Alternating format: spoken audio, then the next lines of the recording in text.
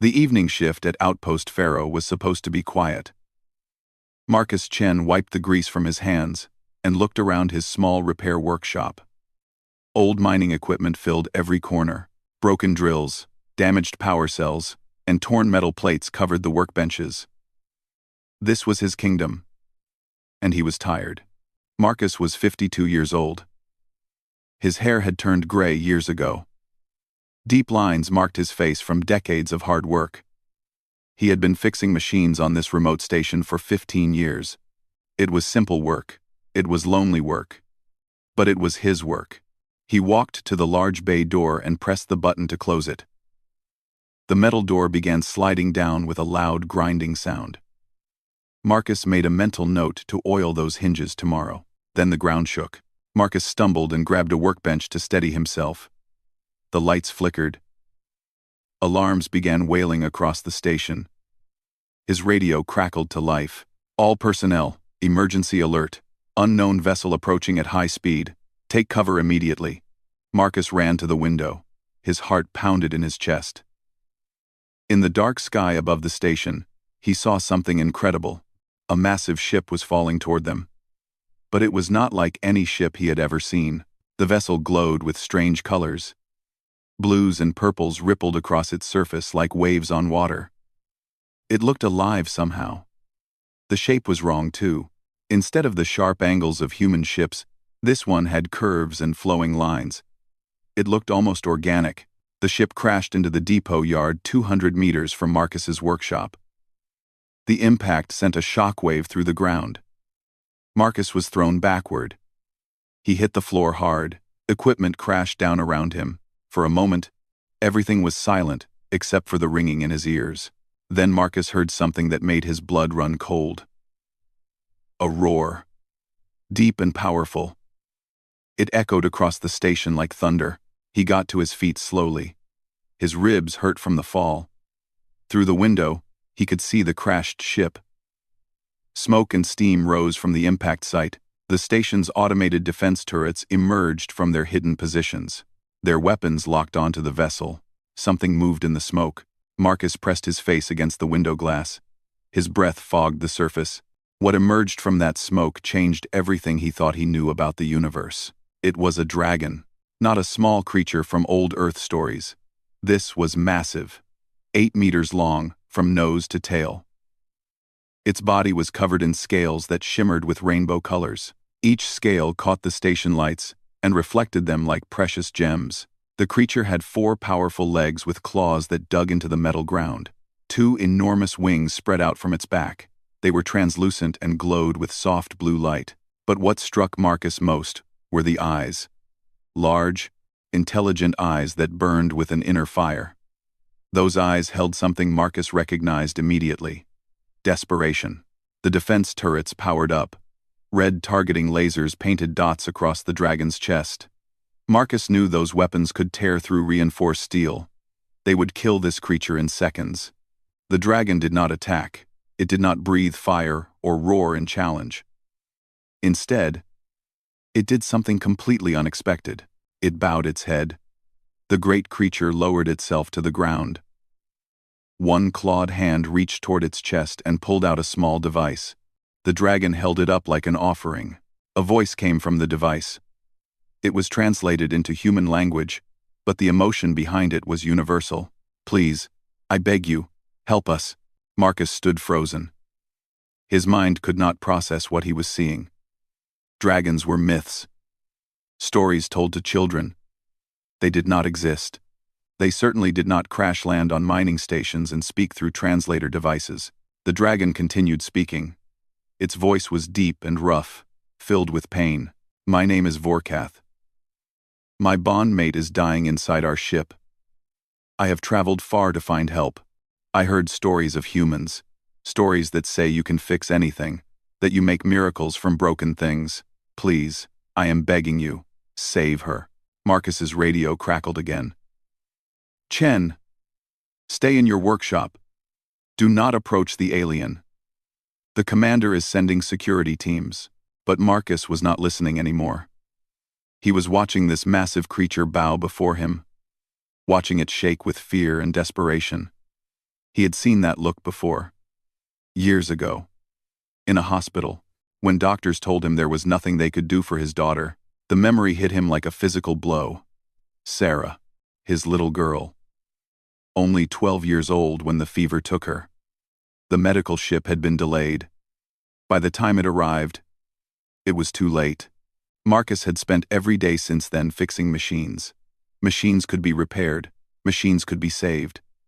Unlike his daughter, he looked at the dragon. At Vorkath. At this impossible creature who had crossed the stars to save someone he loved. Marcus made a decision. He grabbed his toolkit. It was heavy. The metal box contained every tool he had collected over 30 years as a mechanic.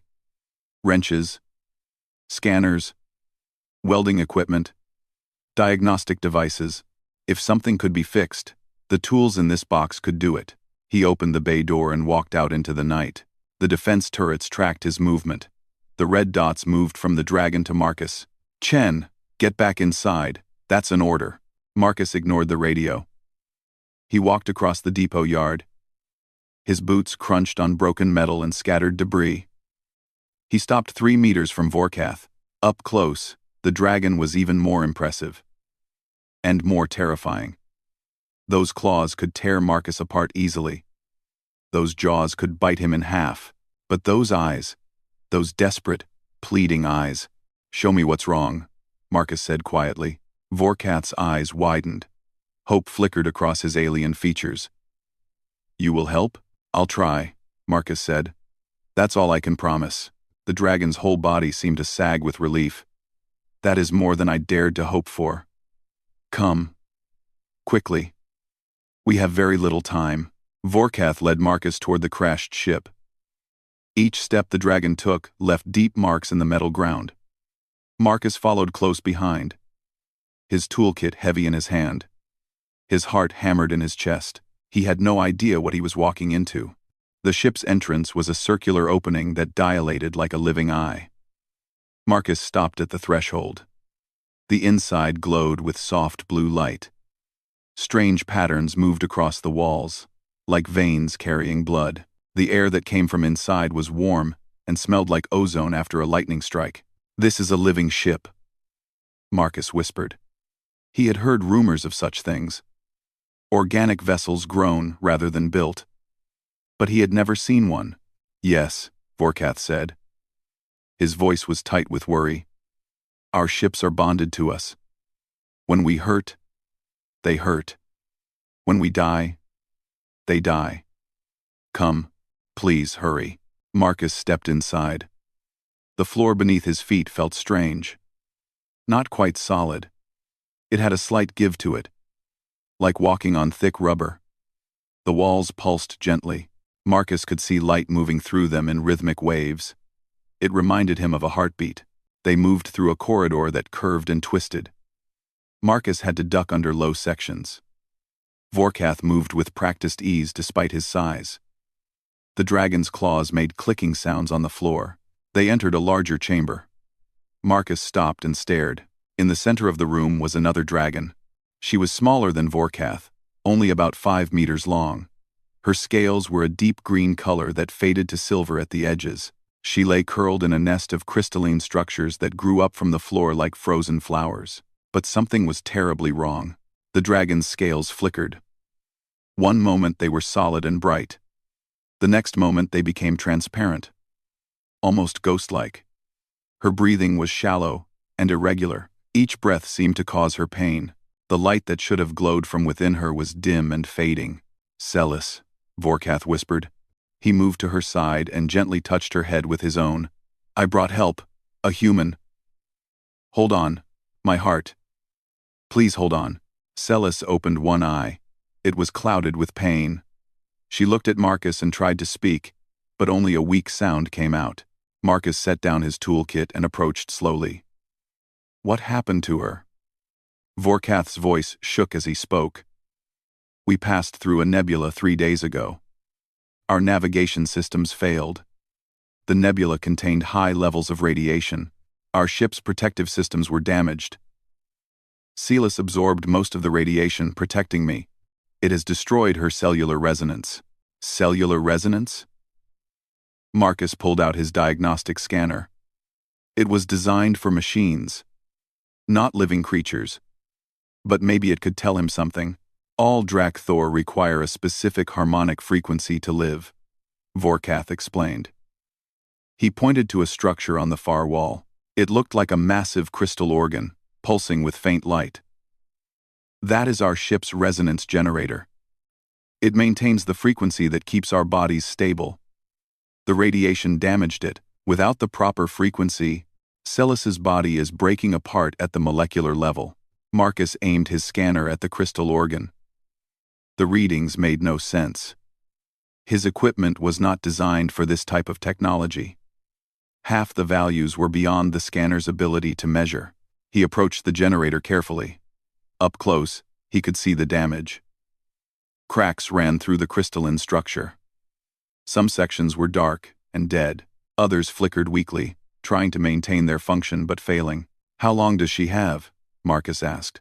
2 hours, maybe less. Vorkath's voice broke. "Our people bond for life.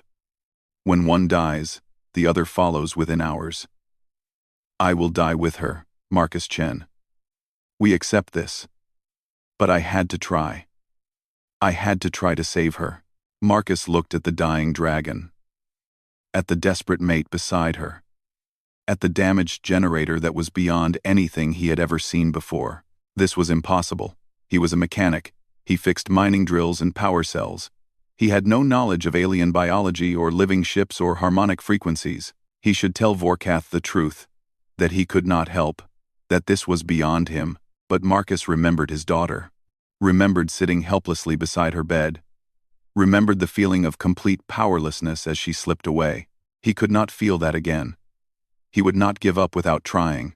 Marcus studied the generator more carefully. His mind began to work. He might not understand the biology, but he understood engineering. Everything had a pattern. Everything had a logic.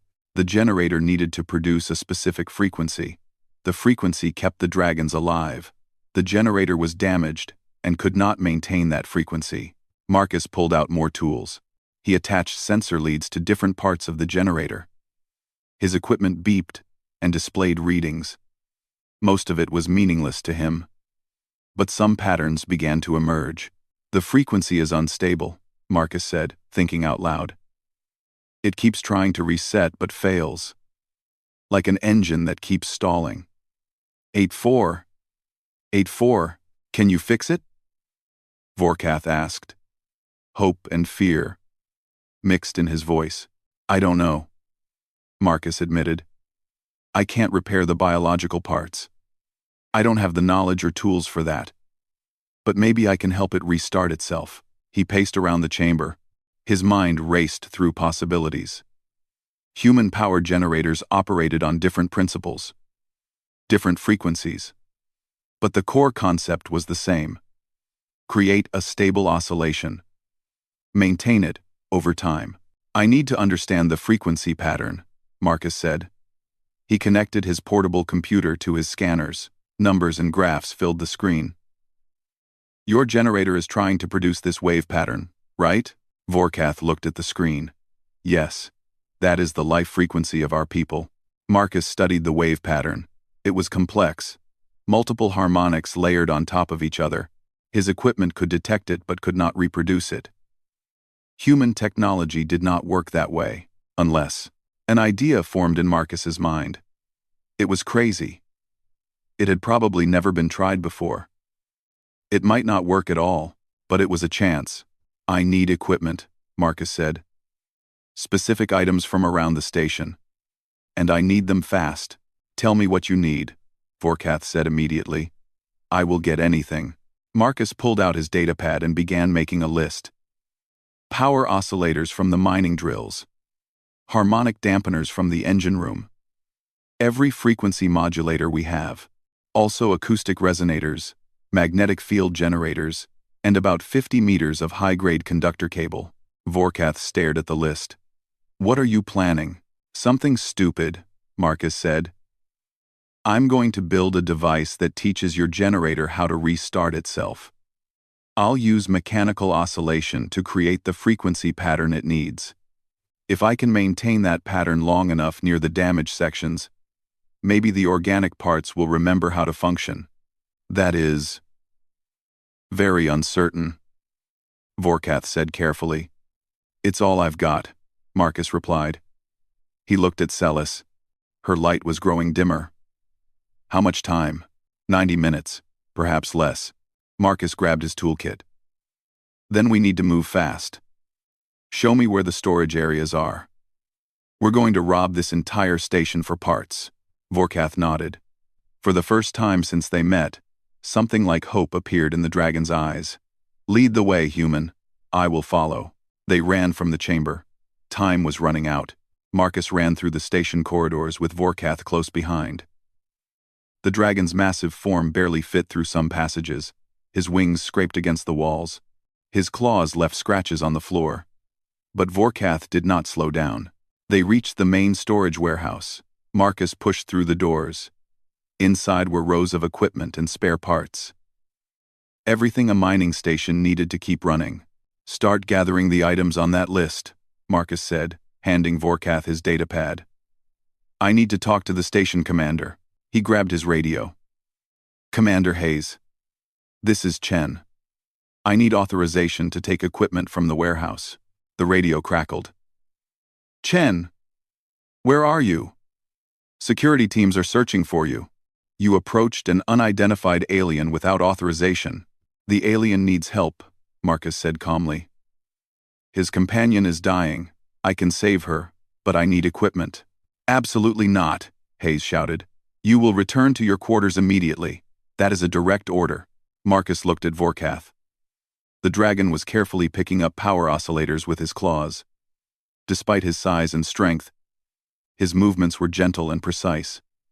He was being careful not to damage anything. I'm sorry, Commander, Marcus said, but I'm not following that order. He turned off the radio before Hayes could respond. Vorkath brought over an armful of equipment. I found these items. Are they correct? Marcus checked them quickly. Perfect. Now we need the harmonic dampeners. Engine room. Section 7. They moved through the station like a hurricane. Marcus knew where everything was located. After 15 years, he had memorized every storage room and maintenance closet. Vorkath carried the heavy equipment effortlessly. What would have taken Marcus multiple trips, the dragon handled in one load. As they worked, Vorkath spoke. His voice was quieter now, more personal. Celis and I have been together for 60 cycles, he said. A cycle was roughly equal to an Earth year. We bonded when we were young. In my culture, finding your bondmate is the most important moment of life. It is like finding the other half of your soul. Marcus grabbed conductor cables from a supply room. Tell me about her. She is curious about everything, Vorkath said. A sad smile crossed his features. Always asking questions, always wanting to explore new places. I am more cautious, more practical. She balances me, makes me braver than I am alone. They reached the engine room. Marcus began disconnecting harmonic dampeners from the backup generators. What do you do? I mean, what's your job? We are explorers, Vorkath replied. We map unknown regions of space. We search for new worlds, new life. It is dangerous work, but Celis loves it. She says every star might hide a miracle waiting to be discovered. Marcus paused. Sounds like she's an optimist. Yes, Vorkath said softly. And I am learning that I should have listened to her more. She wanted to take the safer route around the nebula. I insisted we go through it to save time. This is my fault. My choices brought us here. Marcus looked at the dragon. He saw the guilt and pain in those alien eyes. It was a feeling Marcus knew too well. Blaming yourself doesn't help anyone, Marcus said quietly. Trust me. I know. After my daughter died, I spent years wondering what I could have done differently. It ate me alive. Don't make my mistake. Vorkath tilted his head. You lost a child? Sarah. She was 12. Marcus's voice was steady, but his hands shook slightly. Medical ship was delayed. She died while I held her hand. I couldn't fix it. Couldn't save her. That's why I fix machines now.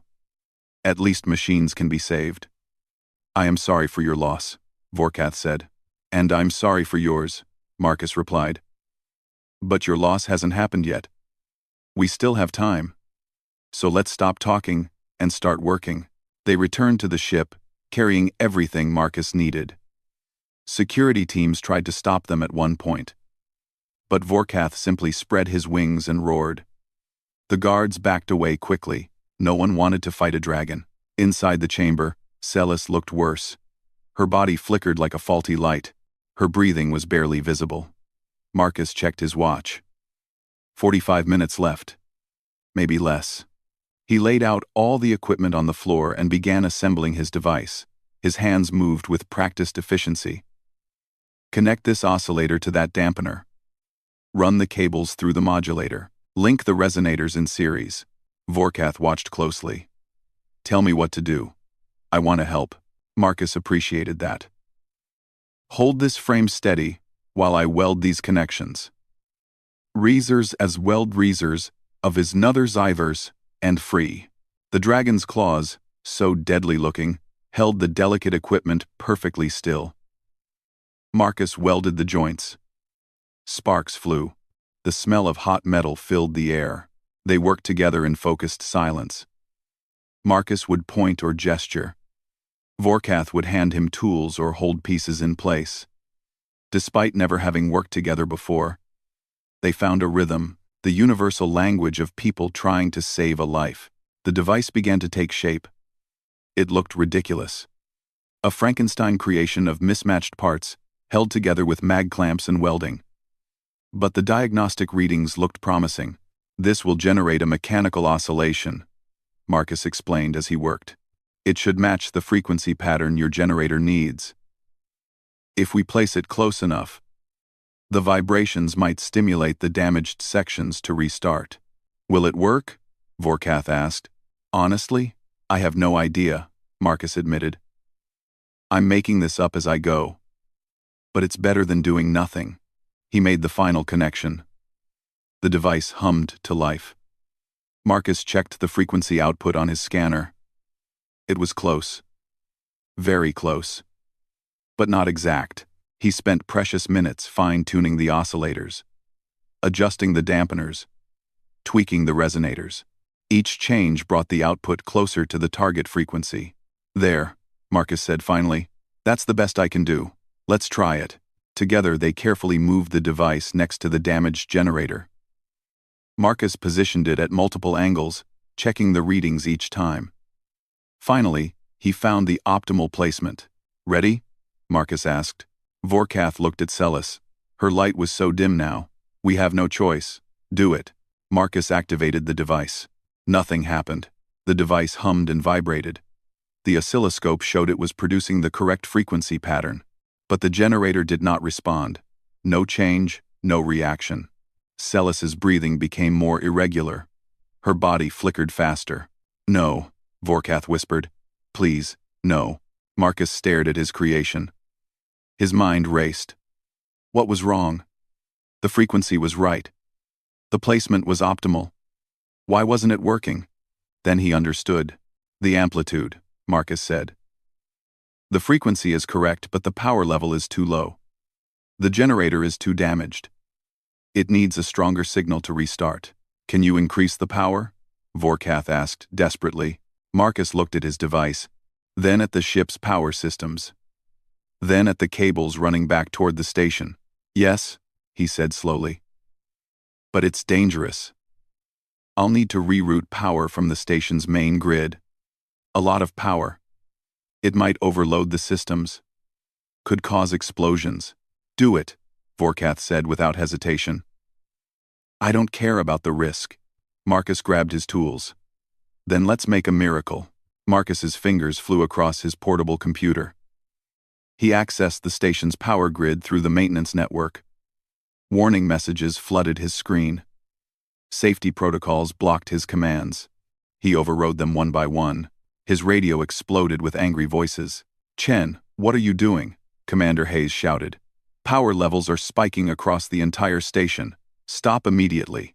Marcus ignored the radio. He rerouted power from life support, from the mining equipment, from everything non-essential. All of it flowed toward his makeshift device. This is insane, Marcus muttered to himself. Completely insane. Will it work? Vorkath asked. The dragon stood beside Celis, one claw gently resting on her head. If it doesn't kill us first, Marcus said. He connected thick power cables to his device. When I activate this, the energy output will be massive. The whole ship might shake. Maybe the whole station too. I understand, Vorkath said. Do it. Marcus took a deep breath. His hand hovered over the activation switch. He thought about his daughter. About all the years he had spent fixing machines, instead of taking chances. Instead of trying to help people, maybe this was his second chance. He pressed the switch. The device roared to life. The sound was deafening. A deep thrumming vibration that Marcus felt in his bones. The chamber began to shake. Equipment rattled. The crystalline structures growing from the floor vibrated so hard they rang like bells. The bioship itself responded. The walls pulsed faster. Light raced through the veins in the ceiling. The floor beneath Marcus's feet trembled. It's working, Marcus shouted over the noise. Look at the generator. The damaged crystal organ was responding. Faint pulses of light appeared in the dark sections. The cracks began to glow. Energy flowed through pathways that had been dead moments before. Celis's body stopped flickering. Her scales became more solid, more real.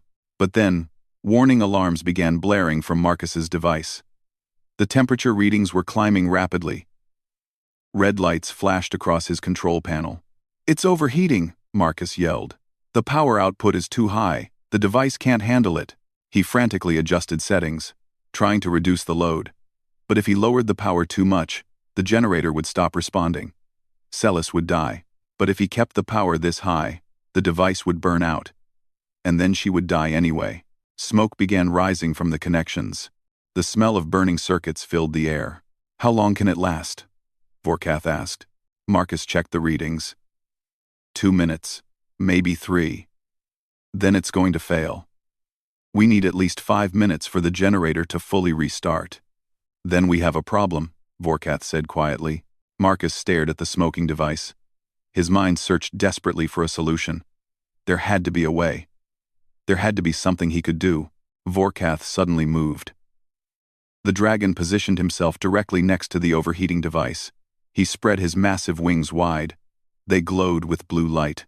What are you doing? Marcus asked. Our wings contain specialized organs, Vorkath explained. His voice was strained. They regulate our body temperature. They can absorb heat and disperse it safely. I can cool your device. That heat will burn you, Marcus protested. Yes, Vorkath said simply. It will hurt. But for her, I would do anything. Before Marcus could respond, Vorkath wrapped his wings around the device. The effect was immediate. The temperature readings began to stabilize. The red warning lights turned yellow, but Marcus could see what it was costing Vorkath. The dragon's scales began to glow red. Heat radiated from his body in visible waves. His wings trembled from the strain. Every line of his body showed pain. Stop, Marcus said. You'll hurt yourself seriously. No, Vorkath growled through clenched teeth. Keep the power flowing. I can endure this. Marcus watched in horror and awe. This creature, this alien he had met just hours ago, was literally burning himself to save his mate. The scales on Vorkath's wings were smoking now. The smell of burnt flesh joined the smell of burning circuits. Marcus turned back to his controls. If Vorkath was willing to suffer like this, then Marcus would not waste that sacrifice. He monitored the generator's revival carefully, adjusting the frequency, fine-tuning the amplitude. The generator's pulses grew stronger, more regular. Damaged sections began reconnecting to healthy ones. The crystal structure slowly repaired itself from the inside out. Celis's breathing deepened. Her scales brightened. Color returned to her body. It's working, Marcus whispered. It's actually working. But Vorkath was reaching his limit. His wings were turning black from heat damage. His whole body shook. Blood began dripping from his claws where he gripped the floor. The pain must have been unbearable. Just a little longer, Marcus pleaded. 30 more seconds. You can do this. Vorkath did not respond.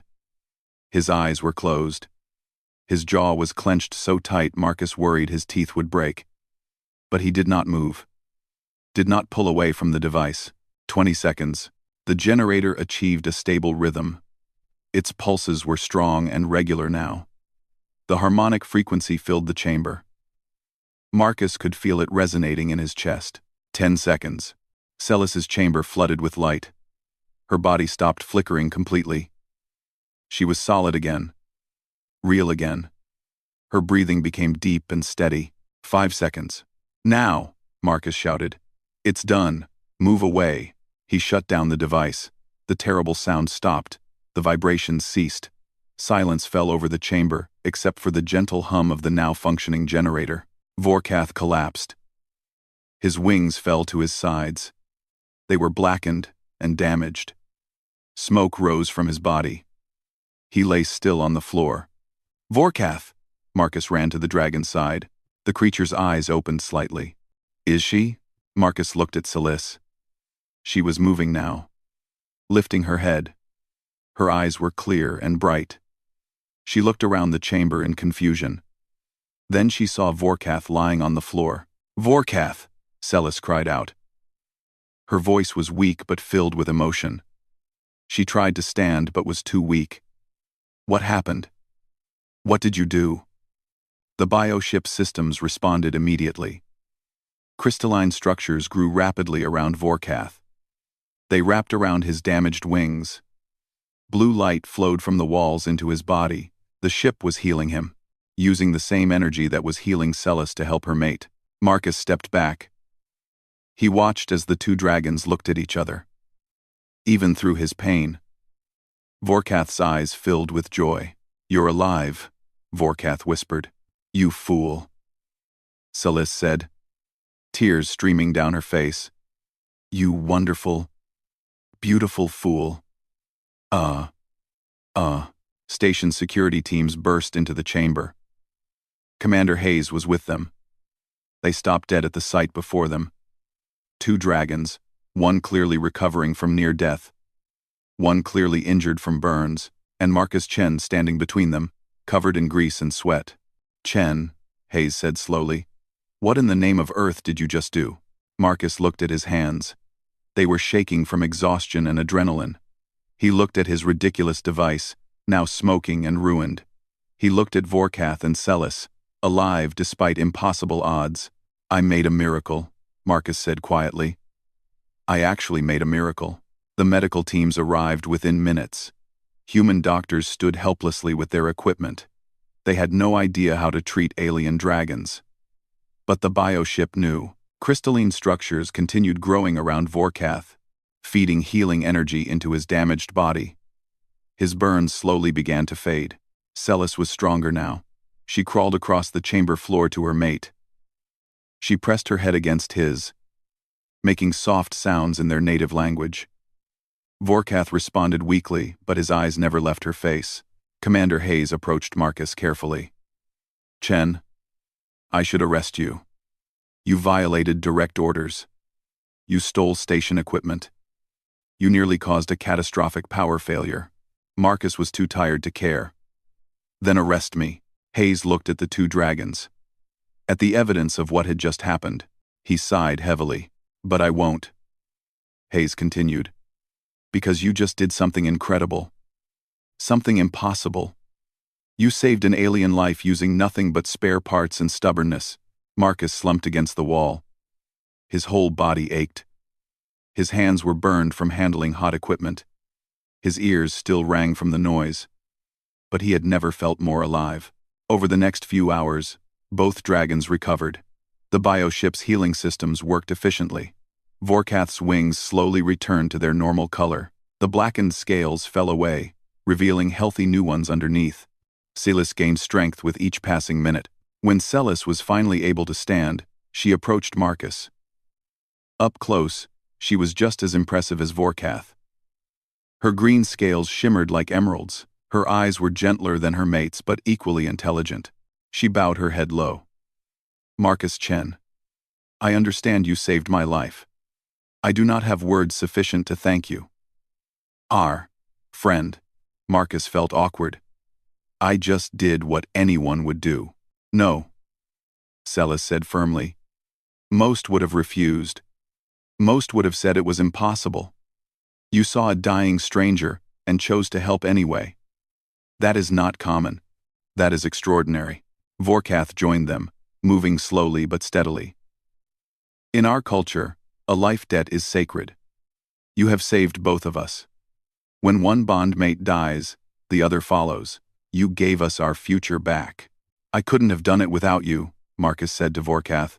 You were willing to burn yourself alive. That took real courage.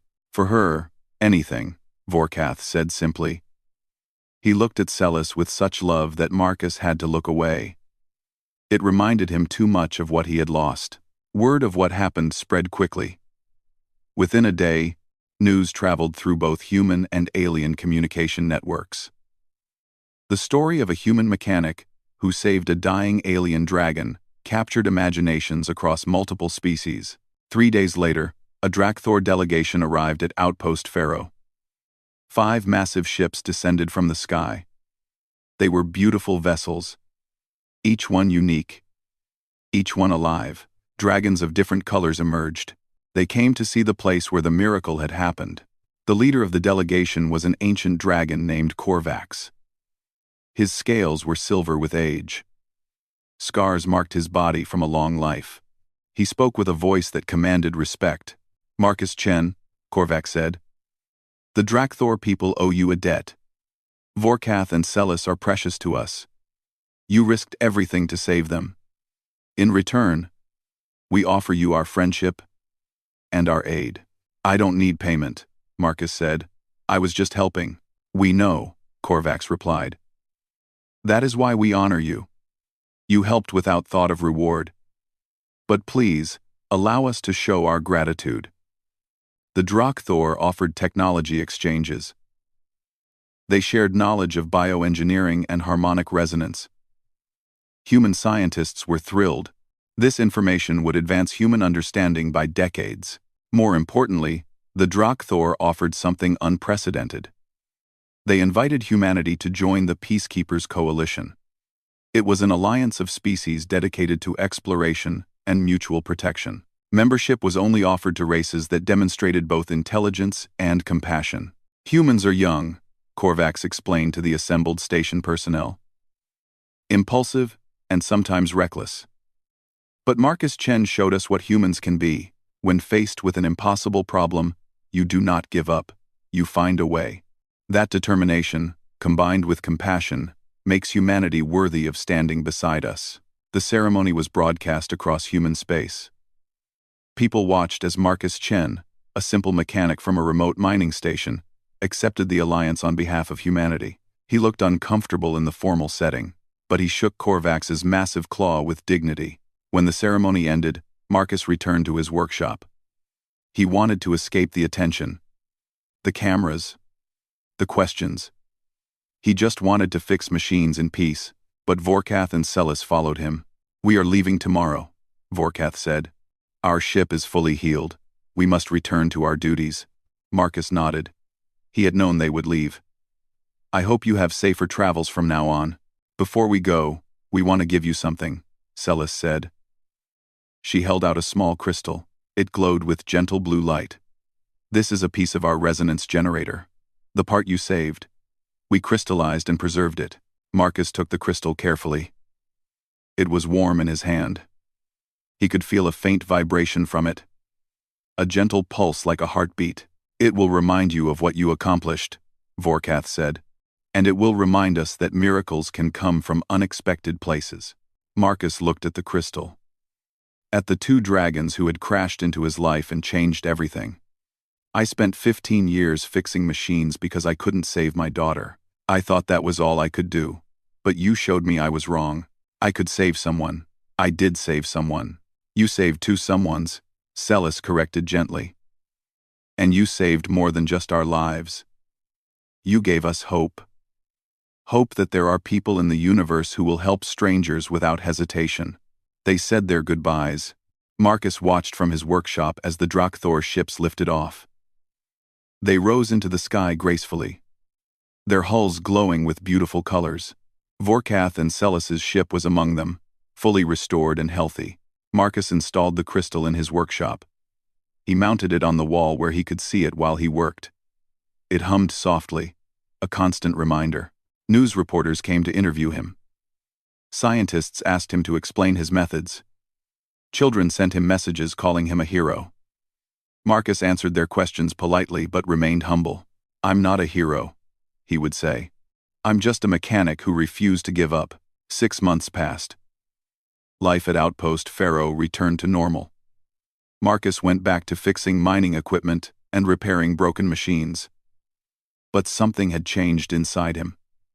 He took on apprentices now, young engineers who wanted to learn. He taught them not just about machines, but about persistence. About trying, even when success seems impossible. One quiet evening, Marcus was alone in his workshop.